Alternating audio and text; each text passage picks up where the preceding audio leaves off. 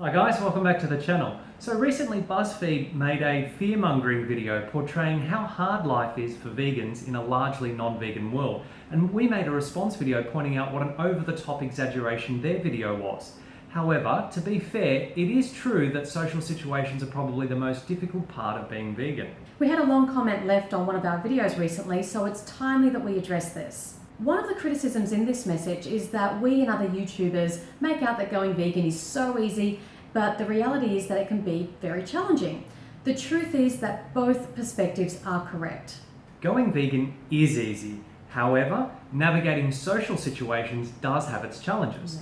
The reason we talk about going vegan being so easy and why we don't talk about challenging social situations is because we don't want to deter people from even considering going vegan. But it's clear that people do need some practical tips and help, so hopefully this video can help people out.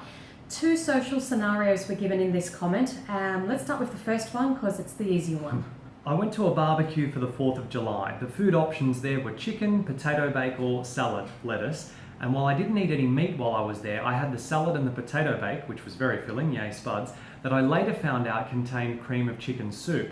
I've told the host that I was vegan, but in the end I still had no control over what she serves in her house. So good on you for telling the host in advance that you're vegan. That's step one, great. But in this situation, you need to think like a non-vegan. A non-vegan is going to know that you don't eat meat, dairy and eggs because that's what you've told them.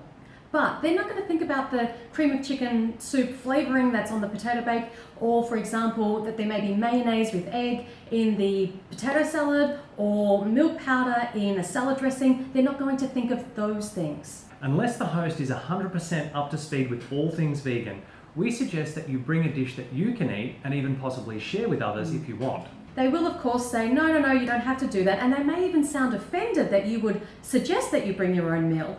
But you have to take responsibility for your own food and you have to stand your ground. Anyone who's going to be upset with you about this is more concerned about their ego and how they come off looking rather than what you're eating for your health, for the animals and the planet. At the end of the day, remember as Dr. Zeus said, those who matter don't mind, those who mind don't matter. And that doesn't mean that those people don't matter. It simply means that their opinion regarding your choice not to eat animal products doesn't matter when we consider the ethical, health and environmental consequences of doing so. Another tip is to always eat something beforehand so you don't turn up to an event absolutely starving. Second part of this comment is a little more challenging. Let's have a read. I've eaten out with family a couple of times where it was literally impossible to buy anything vegan from the menu, even once it's modified because they pre-mix stuff. An example would be at Chick-fil-A where their salads come pre-mixed with cheese on top. My family are very marginally supportive of my vegan lifestyle and would probably not appreciate having to go to two different places because I refuse to eat a few shreds of cheese on top of an otherwise veganizable dish. The same could probably be said for specific friends of mine.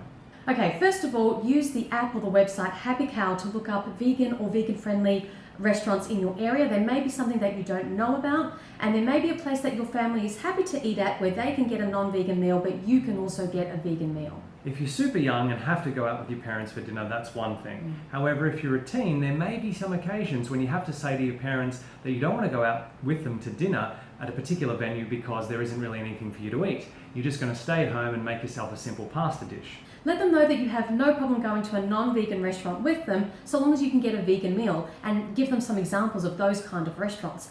But going to a place like Chick-fil-A is really challenging, and you know, mum and dad, I'm probably going to be hungry. So try that approach first. Try to get out of going to those specific venues.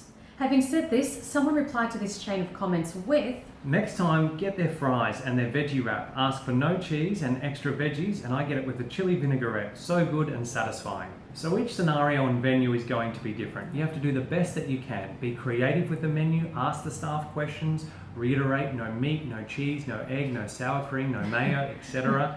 And don't just assume that the waiter knows what vegan is, or that they will just simply bring you something vegan, or that they'll even care that you're vegan. You have to do the checking.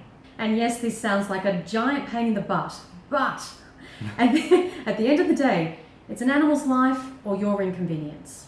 If you're a new vegan and you know that your family likes to go to a particular non-vegan restaurant, do your research in advance so that you're prepared for the next time you have to go there. So you might want to use vegan Facebook pages or groups to ask the question, hey guys, what's vegan at this particular restaurant chain?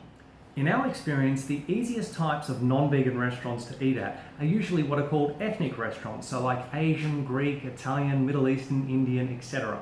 There are always accidental vegan options or things that you can easily veganize on these menus. One of the best tips is to throw together a meal based on the side dishes. We did this a few months ago at a Lebanese restaurant. We got lentil soup, bread, spiced rice and an eggplant dip.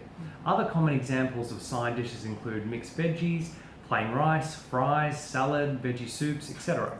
As far as friends go, the old saying, you can't choose your family but you can choose your friends, applies to this situation.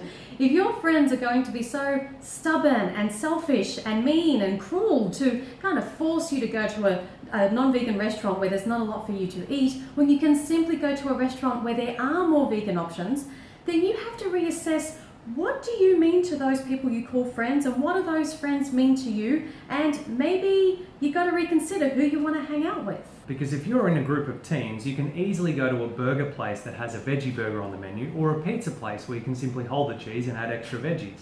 And the final tip, if the waiter seems to dismiss or doesn't seem to care about your request to avoid dairy and eggs, for example, you can always tell them that you're allergic to dairy and eggs, because they will care more about you having a potential allergic reaction and suing them than they will about your ethics.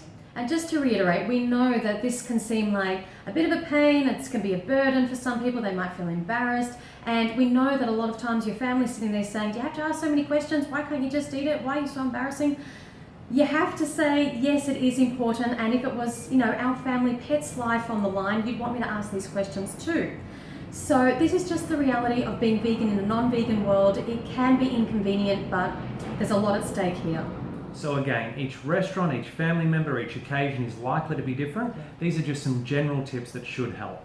And it does get easier over time as you become more confident. So I hope this video has helped out. Now it's time to hear from you guys. Please put your comments and your tips down below. How do you deal with social situations as a vegan? And in an upcoming video, we're going to be addressing how to be vegan in a non-vegan house. So stay tuned for that. Don't forget to like, share and subscribe. And remember until next time that going vegan is not the most we can do. It's the least we can do.